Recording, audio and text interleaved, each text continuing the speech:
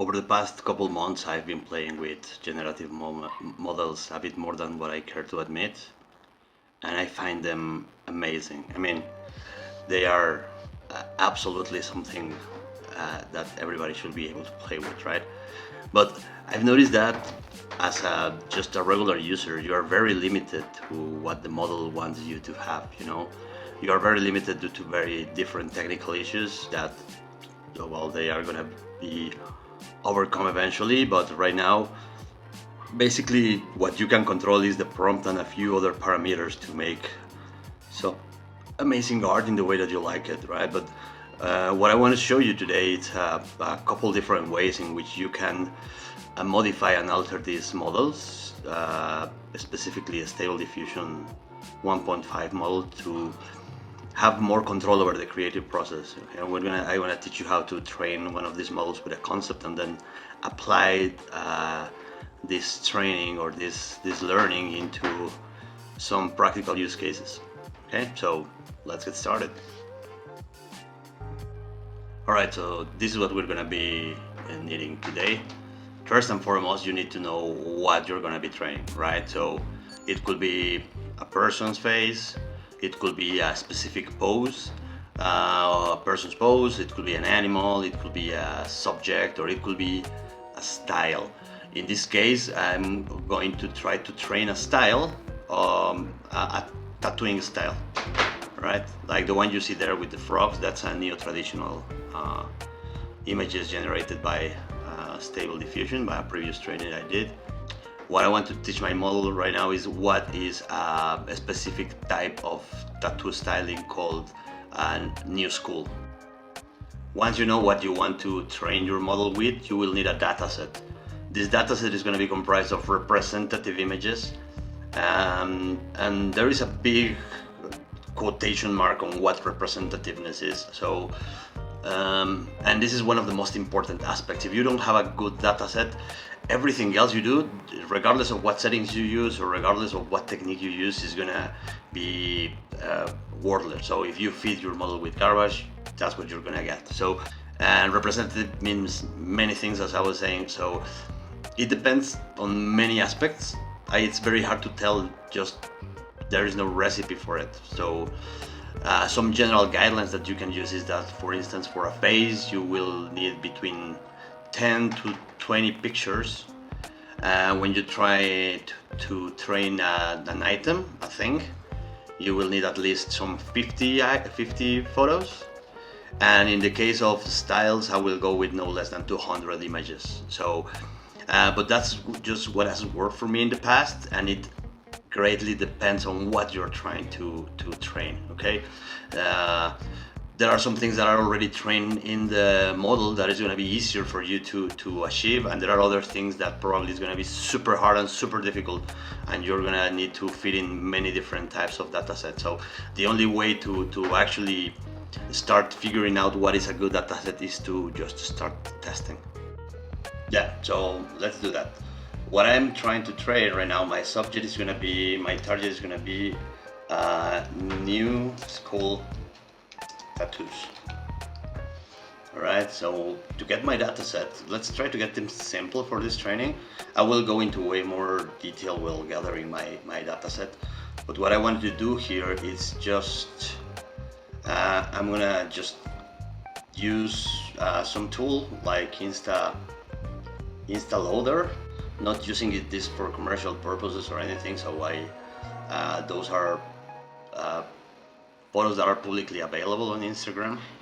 So this is the command that I'm going to use. I'm going to say install loader, no videos, no metadata JSON, C1 New School Tattoos Spain, and yeah, I'm going to download this here, and I'm going to show you also how to do that from your instance or whatever. So what this is doing is just fetching one tattoo, one image for every post that New School Tattoos Spain has. And another way to do that is by going into the way I train is that I train on a ROM-pod machine, and they usually provide you with these instances, right, where you can just pretty much since I'm going to be using an instance in runpod to get access to my GPU, I can also use install loader directly there. I don't recommend that because it's better to just work locally with your dataset, and once you have it ready you can then upload it.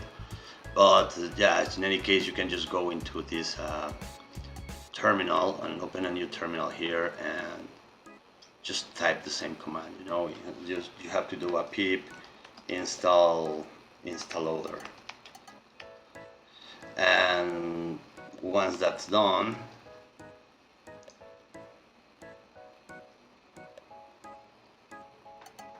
you will be able to just use install loader here in the same way as you will do, and you can create your dataset. But let's not jump too ahead with that. Let's go back to my dataset here. Just a quick heads up, this thing's still going and going. It has over 1,000 images, but I'm gonna stop the process at around 300. I think it's fine right now. So let's just stop it here.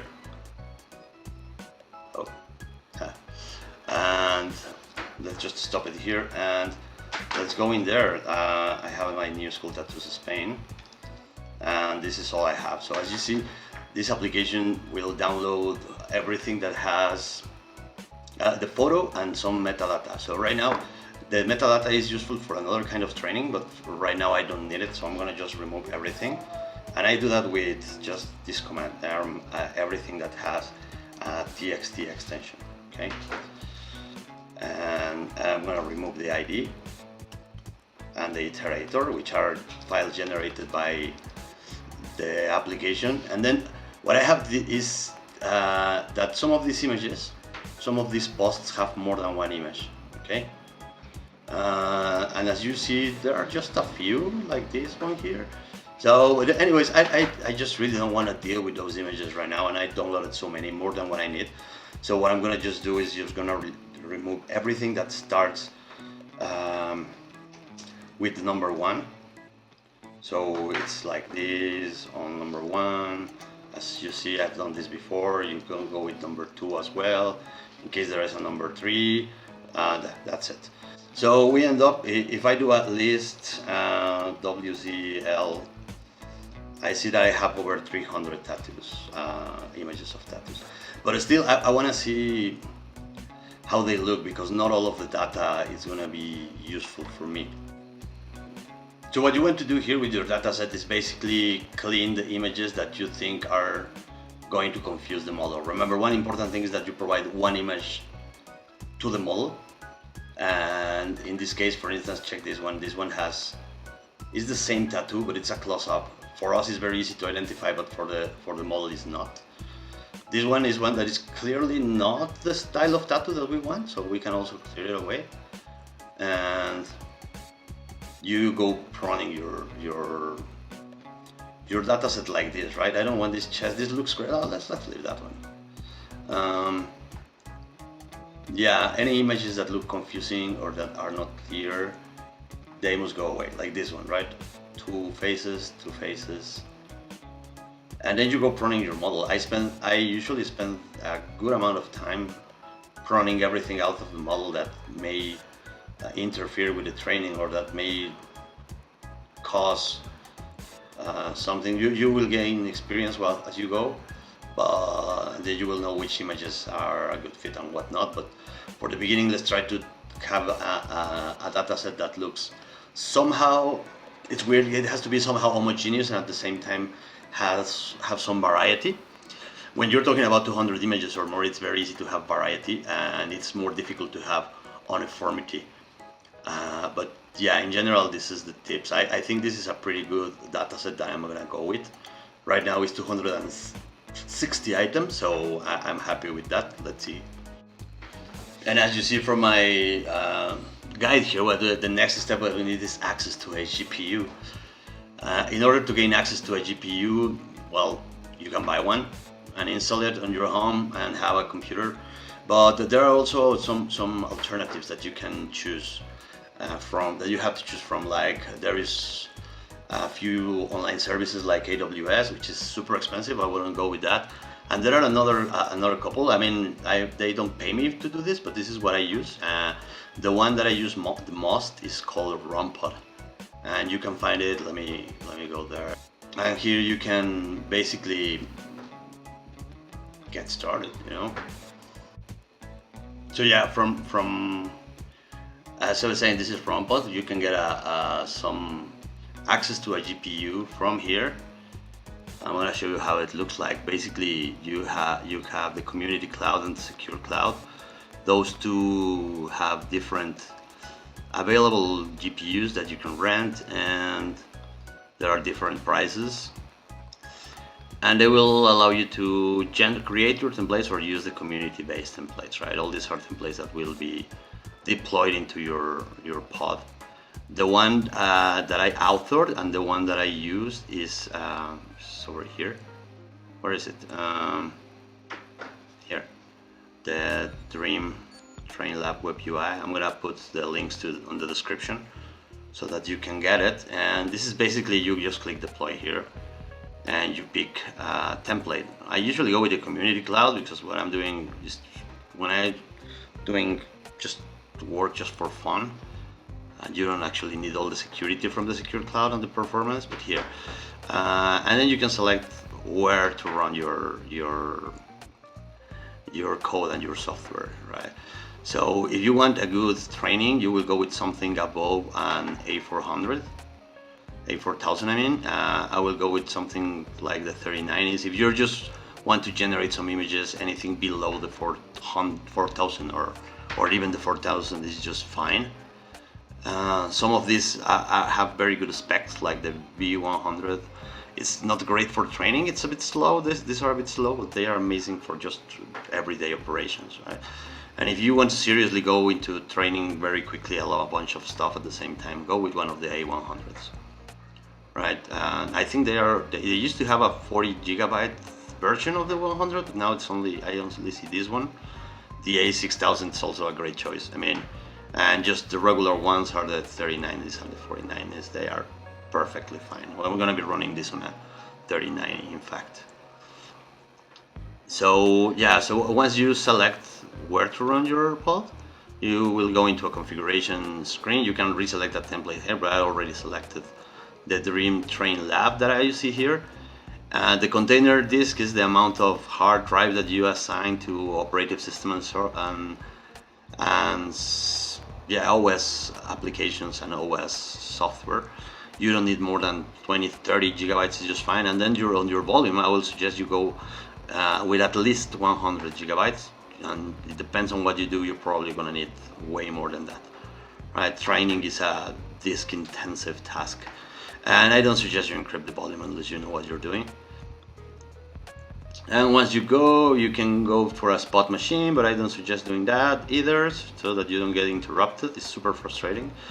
And you just hit deploy. And that's it. When the thing finishes deploying, you're going to be able to go into my pods, and on my pods you will see something similar to this, right? You can access the logs of your instance through here. There was an error here, I don't know what it is. Okay, it doesn't matter. And that's pretty much it. The way to connect to your instance once it's launched will be available here. This is customizable, so now all the pods are going to have the same access, the same services enabled. And if you need to know your password, you can go to edit pod, and your password is going to be somewhere over here. You see, Jupyter password. This is my super secure password, doggy123. Just for you to see, and that's pretty much it. When you connect to your instance, usually the Stable Diffusion is running on 4206. You should be able to see a screen that looks kinda like this. But after the loading, you're gonna see a different screen that's gonna look kinda like this one. Alright, so that's pretty much it. We're ready, and we just need to move our dataset over there. So in order to move the dataset, there are a few different options.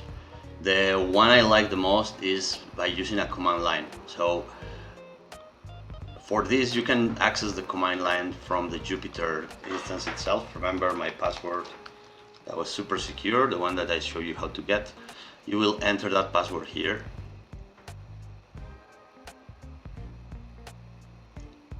And the easiest, simplest way to go about is just by going into the Stable Diffusion WebUi folder here, and you create a dataset. I already created this dataset model. This was from my previous training for the traditional style tattoos. And here you basically can create a new folder and drag stuff to it from, let's say, your XNMP view, whatever, any application, right? That's one way.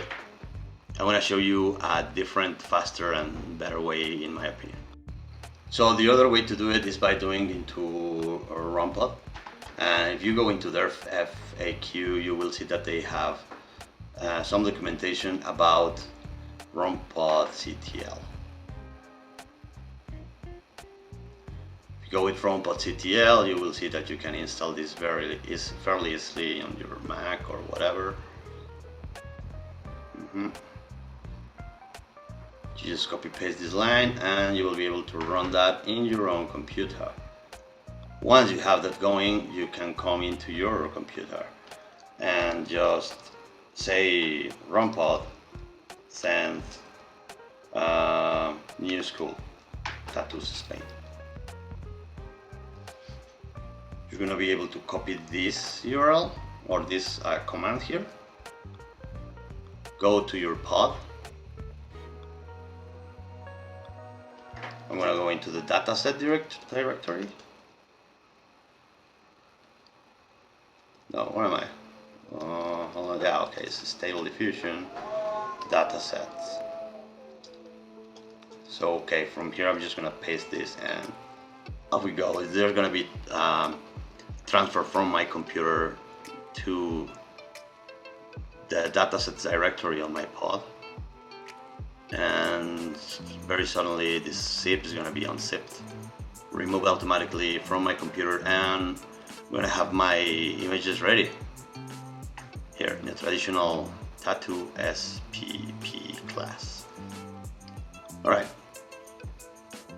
so at this point you're gonna want to have to note down or write down this directory starting from dataset, or depending on where you put it, you may need to copy the full path, because we're going to be using this a lot, this URL a lot. So let's go back to Stable Diffusion, and I have an image browser. You can install that from the extension tabs if you don't have it, or probably you don't need it if you're running this locally, because you're going to be able to see your images just there, right? So with this you can go and see what is this. All right, we have our dataset here. Yeah, but it's still a dataset, and this time I'm trying to train a LoRa for a 512 model. So what I'm gonna want to do at this point is I want to pre-process those images. I'm gonna use this smart pre-process tool. There is another one here on the training, but this one comes with the smart pre-process extension. It's pretty cool. I'm gonna add as a destination directory the same name, but I'm gonna add smart pre-process just to differentiate them. And now I'm gonna copy this one too, because this is gonna be the next step of the way. I may want to rename the images. Yeah, let's see, because it's easy to identify them later. I want them to be padded automatically, cropped automatically. I want to create, no, I don't want to create flipped copies of it. Usually yes, not this time. It depends. If you're training a face, you don't want to enable that. And I'm gonna generate my captions and add a clip result to my captions. And here we're gonna try to replace the class subject in caption automatically, so that I don't have to do that later by hand or using another tool. So what we know there are tattoos, right? So we're gonna find a tattoo, and we're gonna replace the word tattoo with what was named new school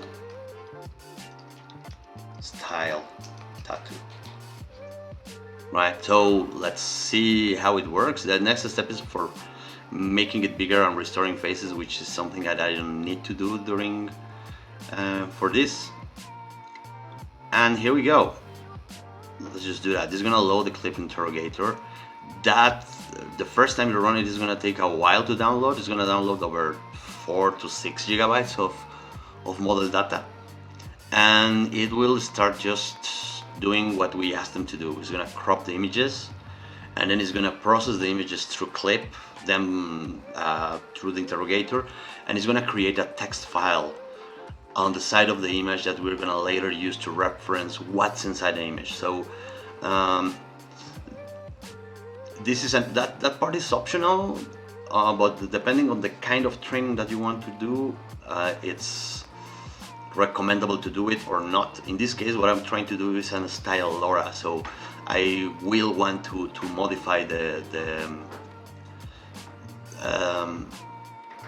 in simple terms, I will modify the way that the model understands my queries, and I want to make a link between the general concept of a tattoo, and that my style should be applied specifically to a tattoo related image. If that makes any sense. Probably it's gonna make a bunch more sense when we go through the testing phase. Okay, so at any point, I suggest, if you know your way around the command line, that you always keep a window open of the process running, just to figure out what's going on. And particularly me, which are I'm super desperate, so when something takes more than a minute, I start thinking that probably it went wrong, right? So as you see, here are our tags. They're starting, the process is running right now, and it's adding these tags to the images, right? A man with a new school style tattoo, a new school style tattoo of a wolf. Oh, we will fix that later. I will teach you how to fix that later. New school style tattoo. Okay, so it's repeating new school style with new school style tattoo.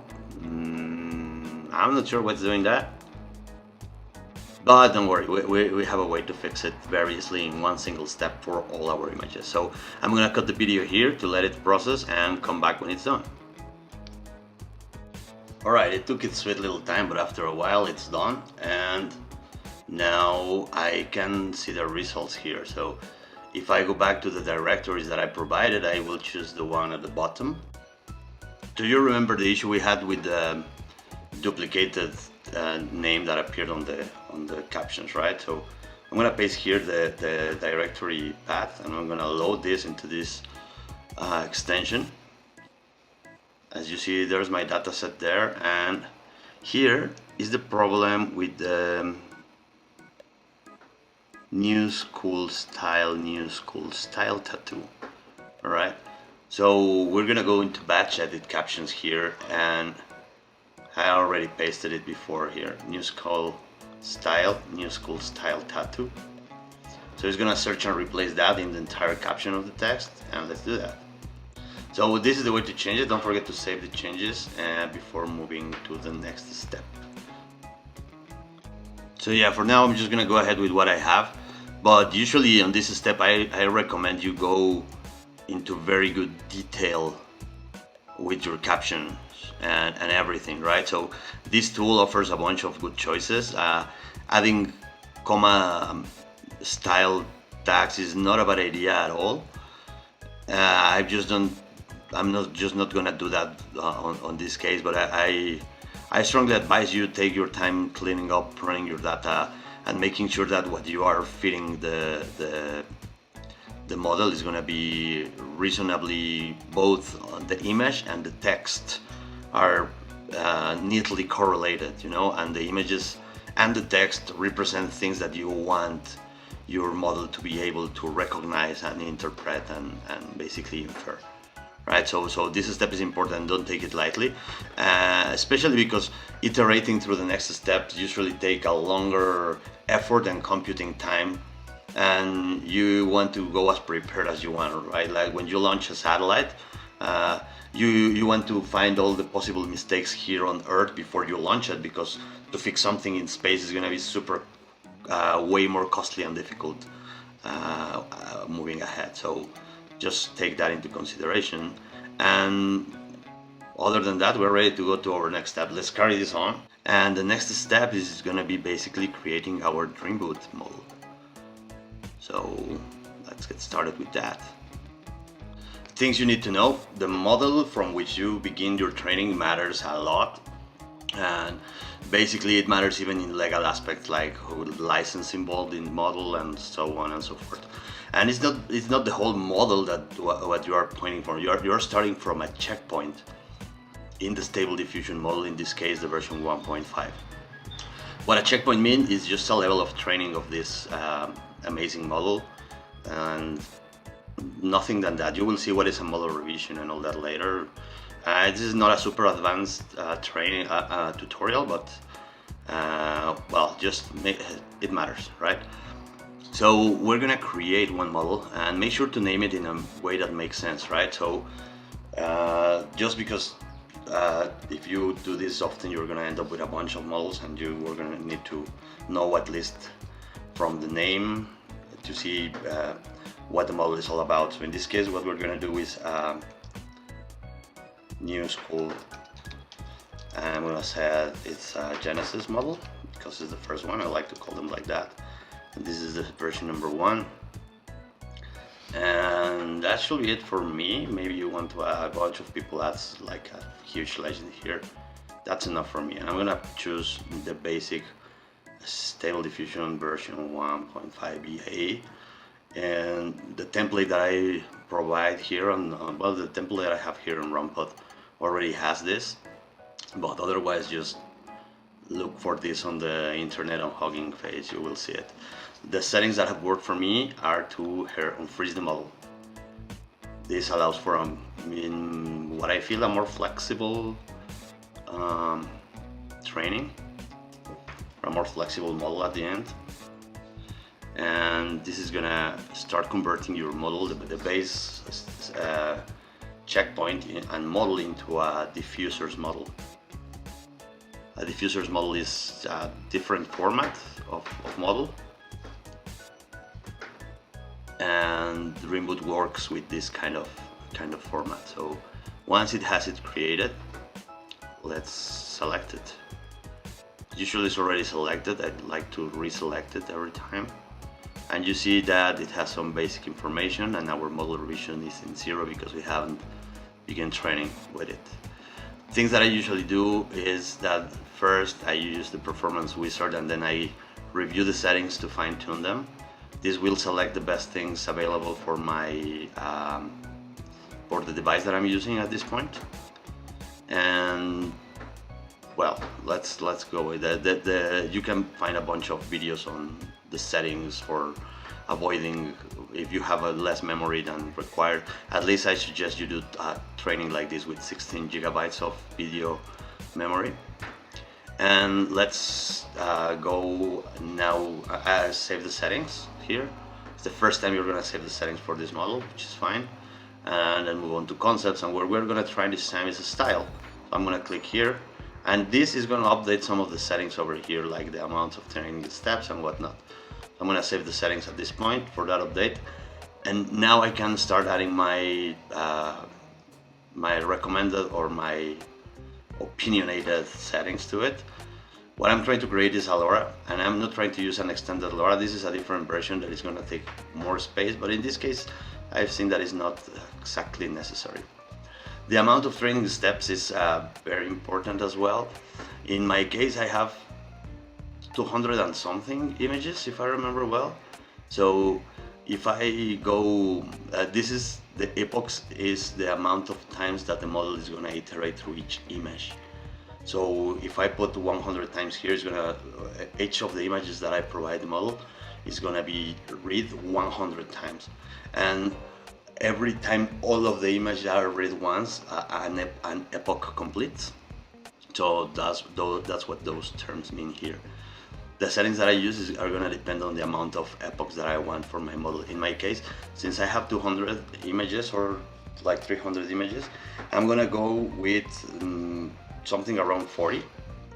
I will let's do the calculation exactly in a second. So just let's count the images that we have on our image browser. We can go here and paste. Let's see, we don't have to clear anything, by the way, because sometimes it will duplicate the images. No, it's just fine. So the amount of images is 260. I will go around, I think that for this kind of training, somewhere between 7,000 to 10,000 steps is appropriate. So just to very quickly calculate, if I want, let's say 9,000 steps, and I have 260 images, I have to go through them 34 times, right? So let's leave it at 36, because why not? I told you it was going to be something around 40, so 36 images. And this is the amount of epochs that I'm going to have. So the amount of epochs, it's also, I can program here how many times I want the model to save. So if I want to save every 10 epochs, this means that I'm going to have 3 versions and 1 last version of my copy. 4 total versions of my model will be available. And I want to see epochs with a bunch more frequencies, right? Because it's fun to watch them. So now 5, it's okay.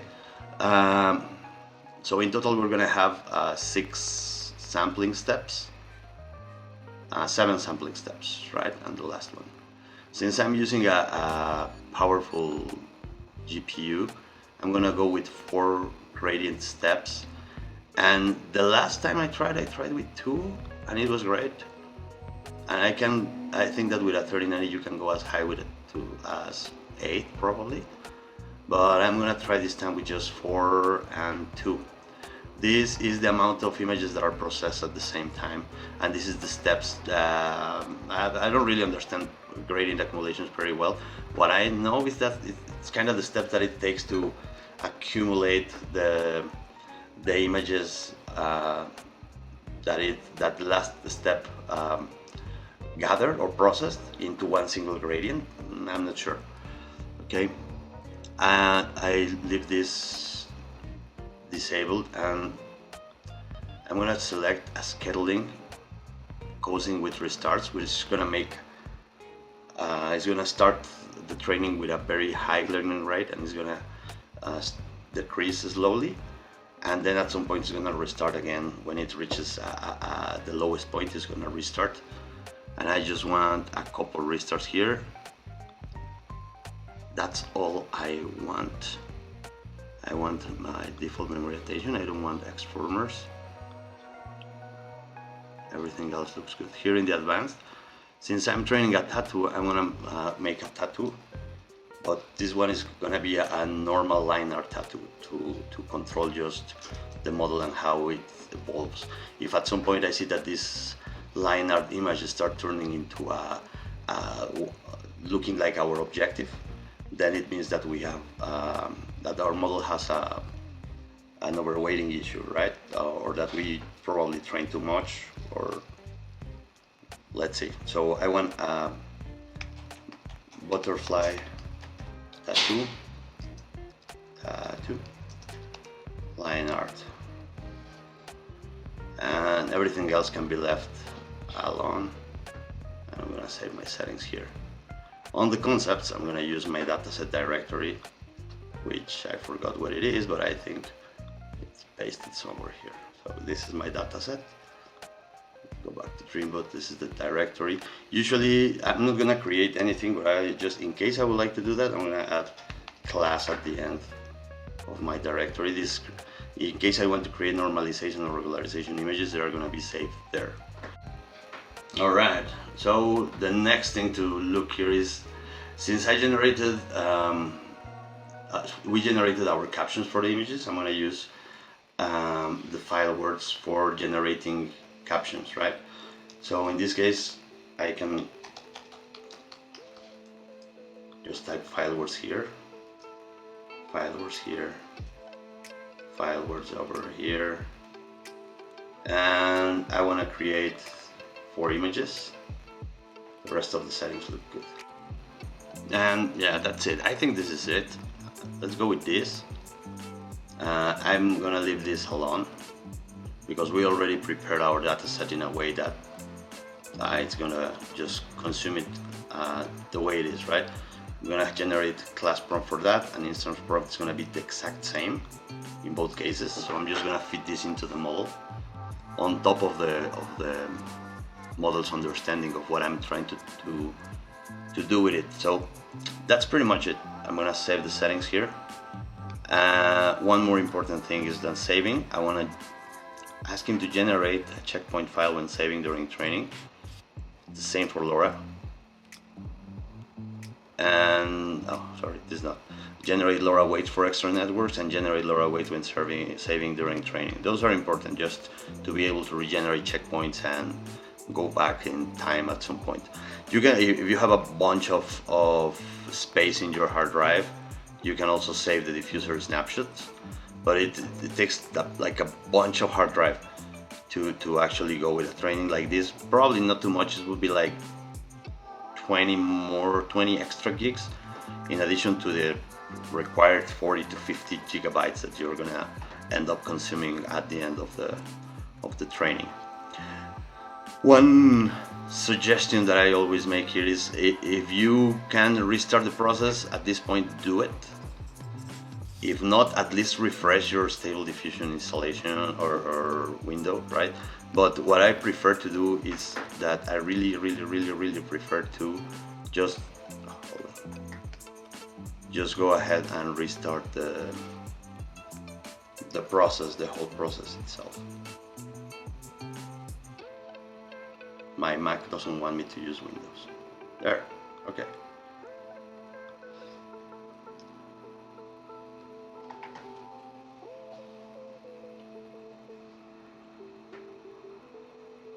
And once it's launched, it will take the regular 1 minute to go. And the reason why I always do that is, and sometimes I forget that I loaded a very big model, or that I changed some settings, or I don't know. Anything like that can happen to me, and that's the reason why I usually prefer to just go with the restart of the process.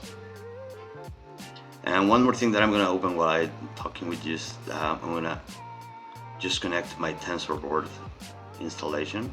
You're gonna see there the leftover of the previous training, so let's just remove all that. We're gonna end up with a graphic like that in a minute, so let's see. And I'm gonna configure this to have the biggest card width available.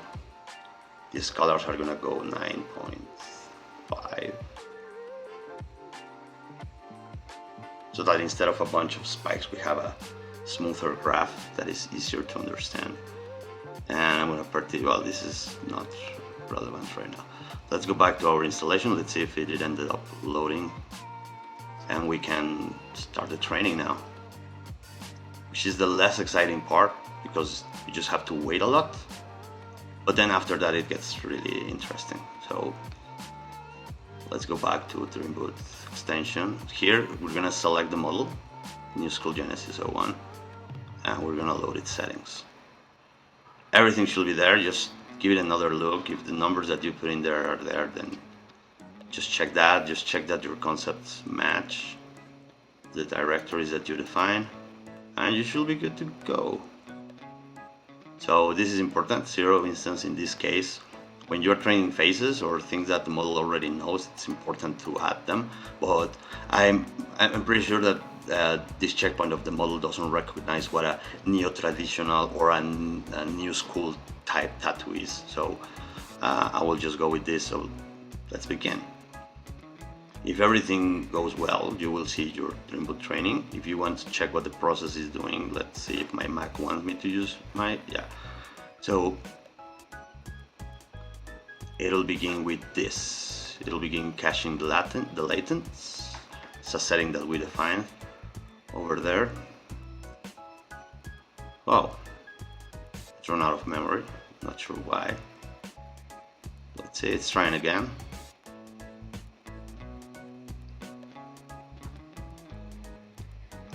It's going this time. Pretty cool.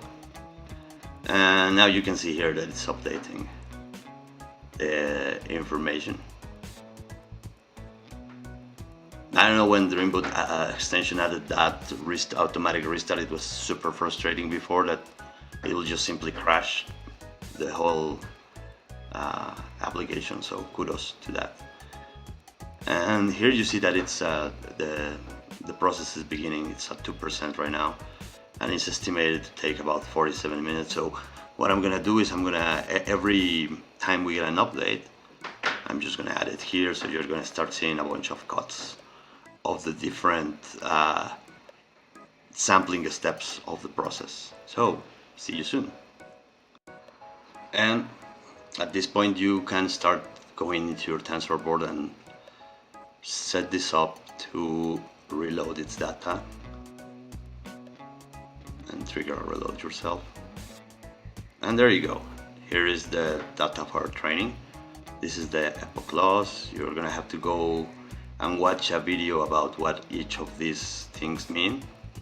But in general, you wanna keep a look on your loss.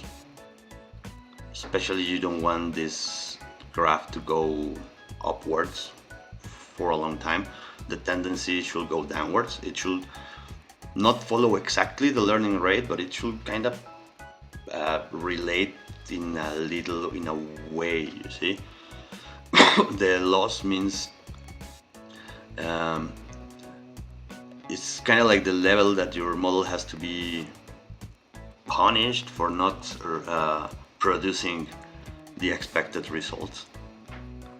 So what you will expect from your training is that the loss will be gradually going lower and lower and lower over time, right?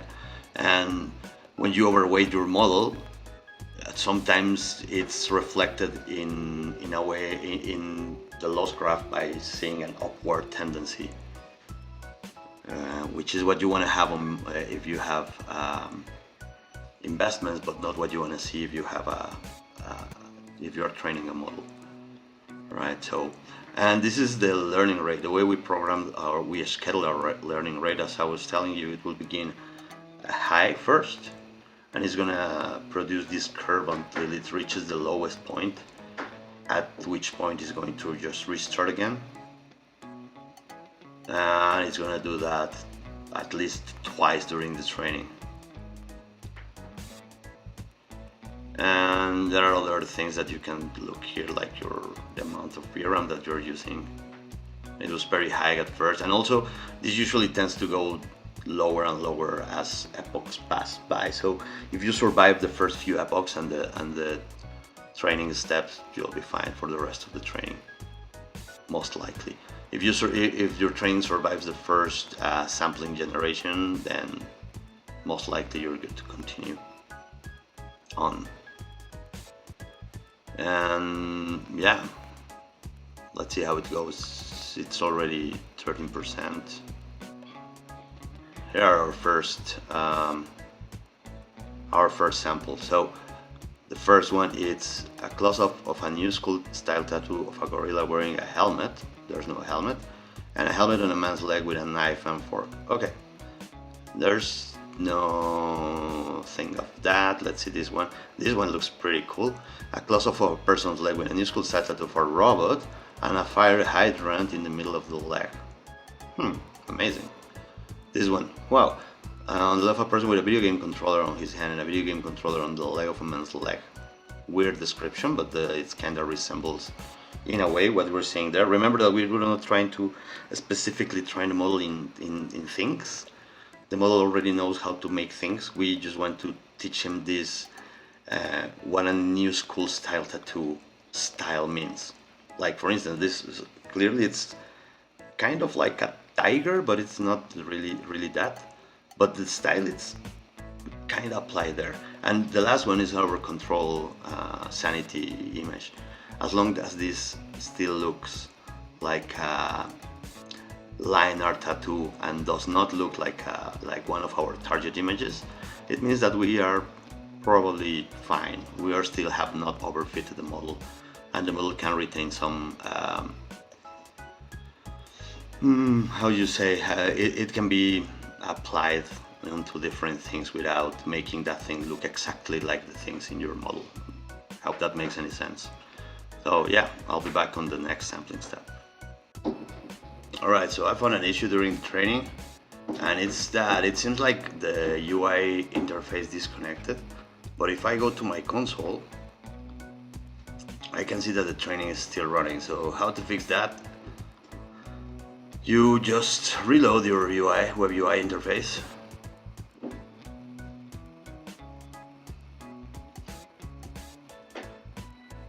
and give it like a minute to load. I don't know what, sometimes it takes longer. Probably it's because of the amount of extensions I have here, or probably because of the network issue that it caused the issue in the first place. I think there are some WebSockets involved here, so if we lose the WebSocket, we are gonna lose the updates.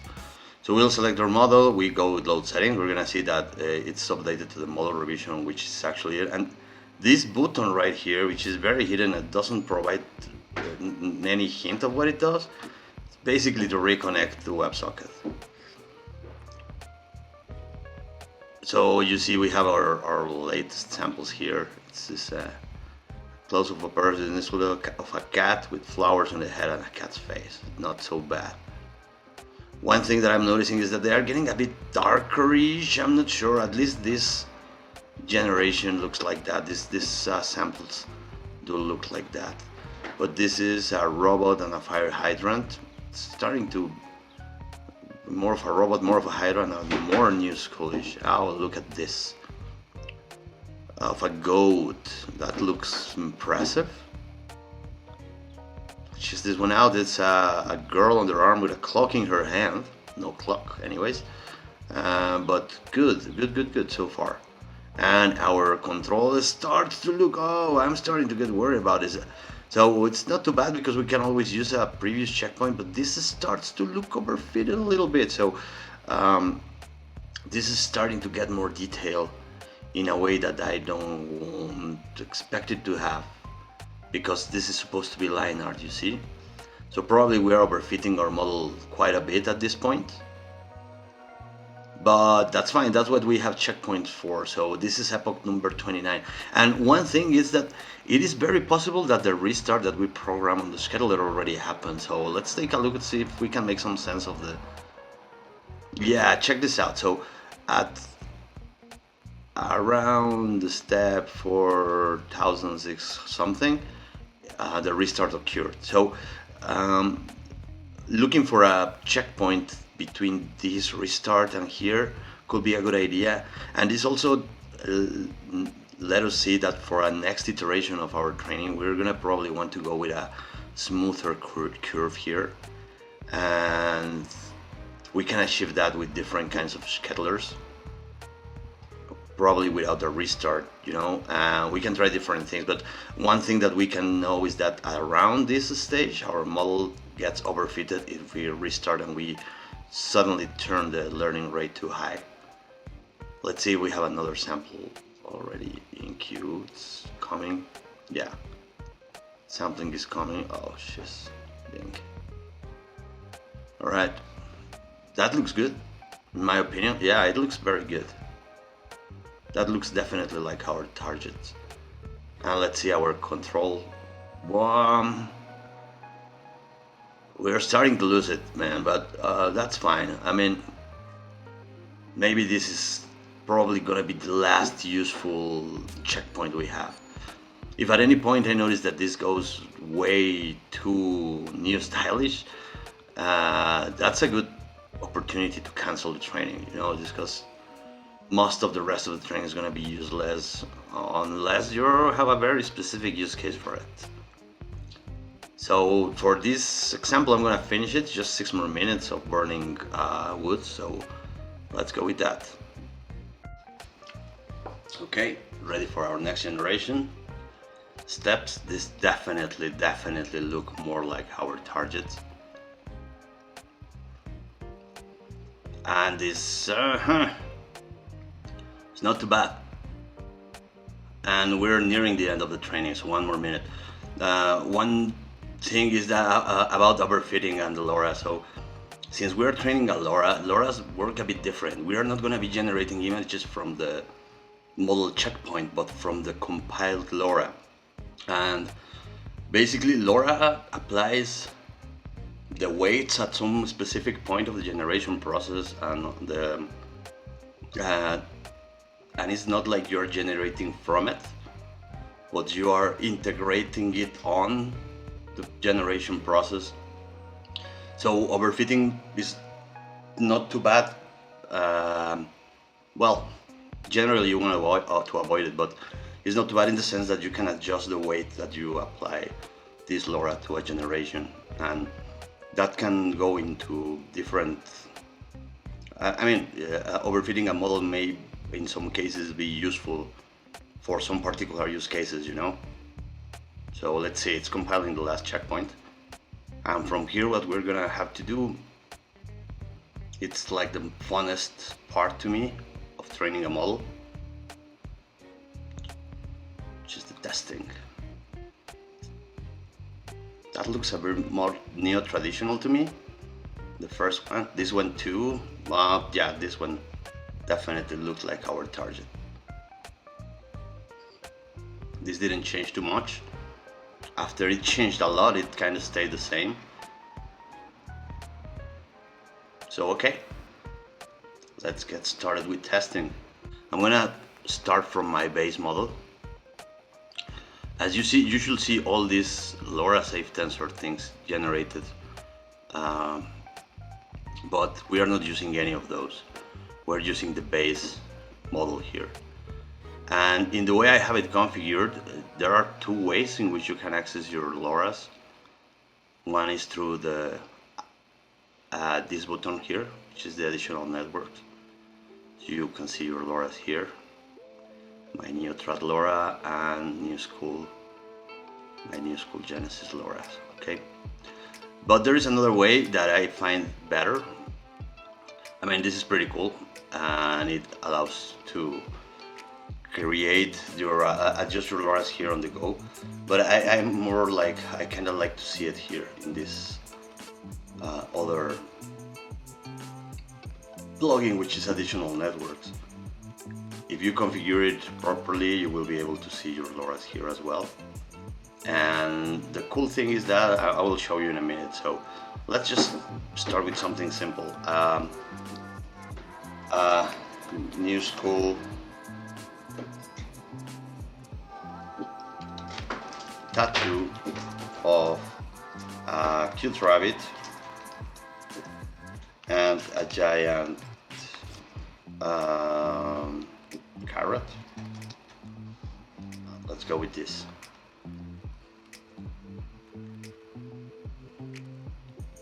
Okay, so we have our tattoo. Doesn't look too bad. This new school-ish. Let's go with another one. They are already not too bad. And this is just the base Stable Diffusion model. Pretty cool, huh? By the way.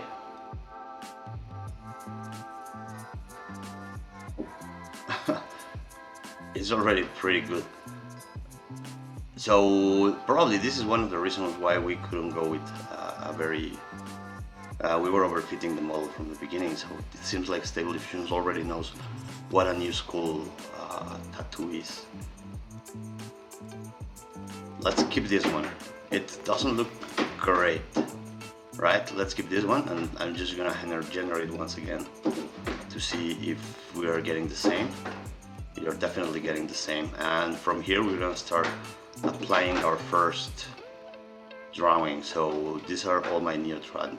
This is Genesis, and let's start from the lowest number, which is 2600, and I'm gonna just apply a weight of 1, and let's see how the result gets altered. Okay, this is already pretty good. So you can see the difference, right, between one and the other. Let's disable that one. Let's go back to the same generation because we're using the same parameters and all that.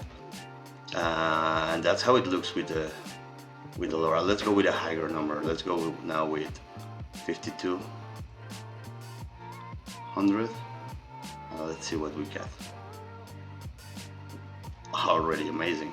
Okay, so the way I like to test, in order not to do this manually each time, is that I will use the XYZ plot plugin, and from here you can just, instead of see it, scroll down to add net model 1. You can import the models here, and I will of course just remove all my previous trainings, which are an annoyance for this video. I'm sorry about that. And here we go. 1, 2, 3, 4, our 4 models. And I want to see 4 images for each model. And that should do. Let's see what it does. Then we can open this in a new tab to have a better view of our tattoos. They look amazing, huh? So here you can check the number of the LoRa that generated your tattoo or your image. I like this a lot, for instance, 7800. It's crisp and it's definitely on target to what we were trying to achieve. This one does have a carrot and all, but I'm not sure. It looks a little bit forced, like we were saying, it's a bit overfitted. So if I go into TensorBoard, what I can see is that 7000 is over here. These are the stages of my model. So what we have is 9360. This is the at the very end. 7800, 5200, 2600, right? So to put it here, 2600 is around here, and then 5200 it's over here. And yeah, probably something that I would like to see is the results of a model that is around here. And there's a way to do that, probably out of the scope of this video, but I can just begin my training from a checkpoint, from the 2600 checkpoint, or what was that? Yeah, 2600 checkpoint, and then continue on with this scheduler or a way that will allow me to go with the kind of training rate that I would like to apply. But in general, the best form, in my opinion, is this one. 7800. I mean, let's just pick the best. Here it's 7800. So another thing we can do is, now that we have selected the 7800 as our best model, just by this comparison, you see that there has some defects but are related to the fact that we're using the same seed. So here we're going to select that one, 7800. Or this time what you can do is, now that we know that's the one we like, we can get rid of the big UIs and remove this script as well, and then just go with the one that we have here, right? And then use Skill Genesis 7800. Once you have it applied, it will look like that. And from here you can control the weight that you apply to an image. Oops, so you can do just Command and up, I think, or Control up and down. No, it doesn't work, but it will work for you. Here I want to check a batch size of 4 again, maybe just 2 this time. And I'm gonna use again this XYZ plot. And instead of this, I want to choose the sampler and just select all these, remove, and just make a couple images with each sample, just to see how the different samples behave with your LoRa.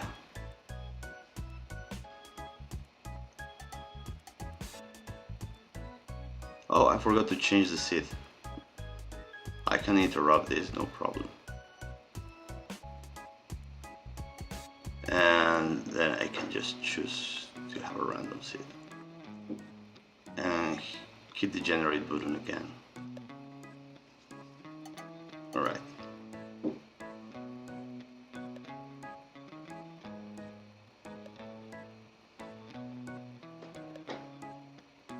That looks great. Let's wait a minute. I will get rid of the TensorBoard process now. We don't need that anymore for the time being.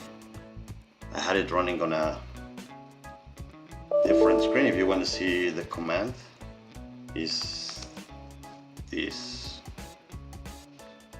TensorBoard log their workspace log. You can go even just to specify Dreamboot or the one that you are trying to log. an open port in your instance or your computer, and well, if you want to open it to the world or not. If you're running on localhost, you don't need this. And yeah, that's it. So right now it's still going into generation, and it's looking, I like it. I personally like it. I personally think it goes on target. It has the same quirks that every Stable Diffusion prompting has, so our prompt is super simple. You can go more complex here, and the cool thing about LoRa is that your prompt is this is gonna be applied after the prompt. One very important thing is that remember that we use the word "a new school tattoo" on our on our training. Well, there are different ways to overcome that. It's out of the scope of this video, but we can basically just change everything that is in between this and this to whatever you like. Let's take a look at our generated images. It's gonna be a large image. Alright, here we go. This is the difference between the samplers, the older sampler, the LMS sampler, the human sampler. Looks super weird. The DPM2, not bad, looks cute. DPM2A, I kinda like it. DPM plus S2SA, weird. This one looks strange, but I don't know. Okay, this is something entirely different, you see? They are using the same seed, the one on the left and the one on the right, so that's why you see 2, 2, and then this third guy here. So this matches this with a different sampler. Yeah, makes sense. That looks good. This one looks amazing. I really like that. DPM fast. The thing, DPM fast can make amazing images, but you just need to give it more steps. Oh, this is my favorite so far. Although the bunny is weird, but that's not the LoRa's fault at all, I think. Or maybe.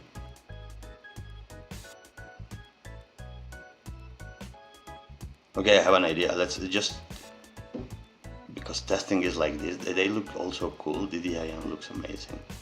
PLMS, this one so far, I've seen that throws amazing artwork. I think this defect is probably due to prompting, to bad prompting on my part. Let's just change this one for, which one is the other available? Let's check very quickly. The other available is, the lower was 2600, yeah. Let's go with 2600 here.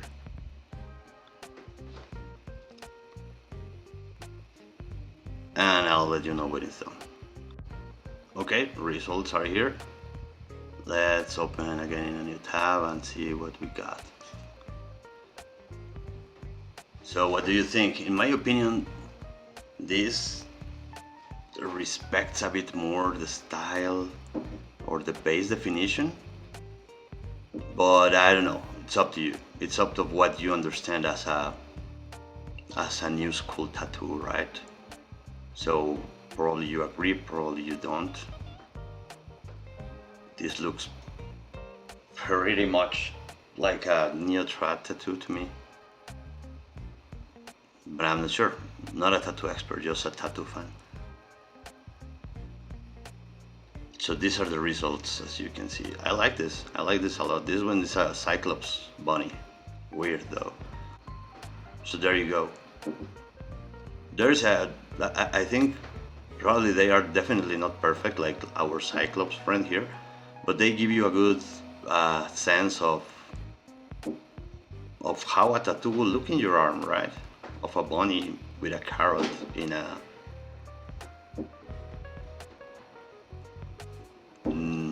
new school style, generally speaking.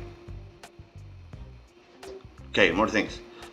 So since you need to keep this part most of the time, maybe without the A, and then you also need to specify the LoRa that you want to use. Let's go with 50 something hundred, which was the other name. The other was 52. let's go with that one. Oops.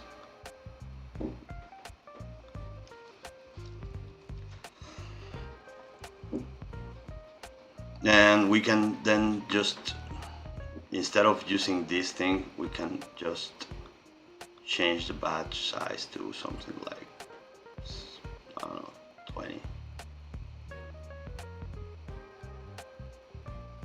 And instead of this, we can go with the dynamic prompts, and we use the combinational generation, and we go. So there you go.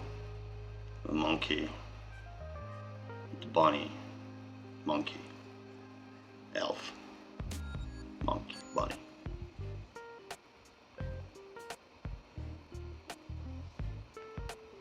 Oh, I left that on. Anyways, let's interrupt that and remove it, because we don't need that. Let's try to generate again. Got a bunch of garbage grids. So yeah, okay, here we go now. Okay.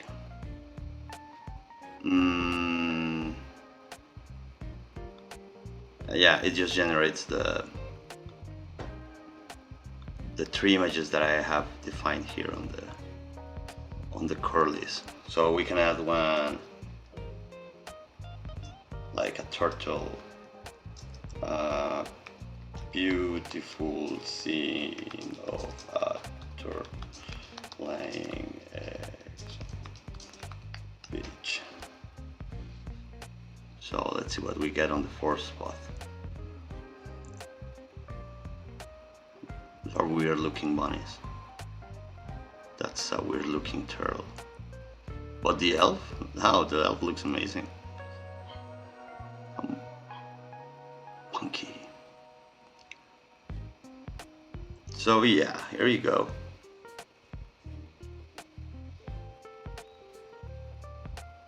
That looks like very difficult to pull out in a real tattoo. So if you end up with something like that, you can always come here and say, instead of 1, probably I want to influence it less, like just 6%.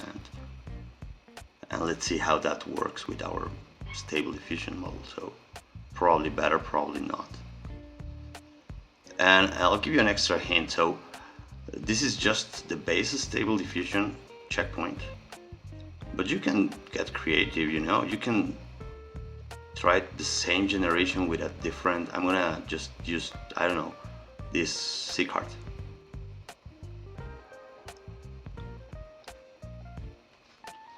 And you can influence the prompt a little bit by doing something like this. And placing your keyword over here. Right, probably like a tag. It depends on the prompting tool that you're using. This may not work on Invoke or otherwise. So this is when we invite other models to play with our, this is obviously, it's impossible to pull out in a tattoo. But the other three are not too bad. Maybe if we remove the by Wool-Up or the influence here.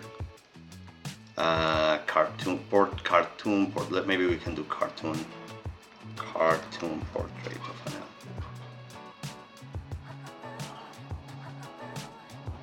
So that's a weird rabbit. This is still very impossible to do, but this one is not too bad. The monkey, I love the monkey. All right, let's increase the influence a little bit on this, and probably in this particular case we need to do it like this. Full tattoo portrait of, let's try that, and let's increase the influence to like 9%. Let's go. These ones are already very influenced, but oh, look at that. Probably not so easy to draw in real life. That'll be difficult. Only a few tattooers in the world may be able to do that, but look at the turtle is amazing. Man, I love the turtle. The monkey, it's also super cool. I don't know, this is just with one checkpoint. You can try different things. Let's see if I don't get something very weird from complex line art. This is another checkpoint available somewhere on the internet, mostly Cbit AI. Let's see.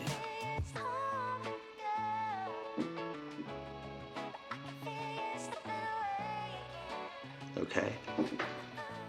All right, very conceptual, but wow, this one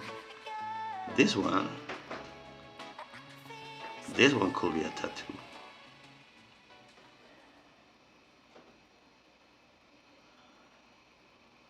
So, what do you think? If you have any questions, you know where to reach me. If you want this for yourself, well, also reach out to me.